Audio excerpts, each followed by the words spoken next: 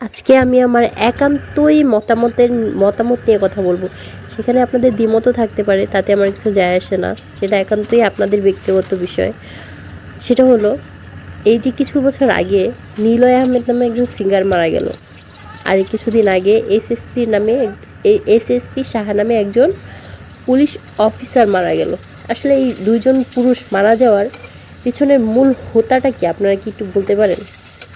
অবশ্যই কমেন্ট সেকশনে জানাবেন আপনাদের মতামতটা কি। আমি তো মনে করি তাদের মা। হ্যাঁ, আপনারা ঠিক শুনেছেন, আমি মনে করি তাদের মা। প্রত্যেকটা মেয়েই চায় তার স্বামীকে নিয়ে একটু সুখে শান্তিতে থাকার জন্য, আর প্রত্যেকটা মাই চায় সন্তান কষ্ট করে মানুষ করার পরে সে সন্তানকে নিয়ে সুখে শান্তিতে থাকার জন্য। কিন্তু যখন আমি দেখছি আমার সন্তানের সাথে, আমার ছেলের বউটির সাথে আমার বোনাবনি হচ্ছে না, তখন আমার কি করা উচিত? এত কষ্ট করে একটা ছেলেকে আমি জন্ম দিয়ে, কষ্ট করে লালন পালন করে আমি বড় করেছি, সেই সন্তানটাকে আমার সুখের জন্য, আমার এই সারা জীবন লাইফটা ওয়াস্ট করলাম আমি সন্তানের পিছনেই। সে আমার সুখের জন্য সেই ছেলের জীবনে আমি অশান্তি করব, ছেলের বউর সাথে অশান্তি করব, তাদের লাইফটা হেল করব।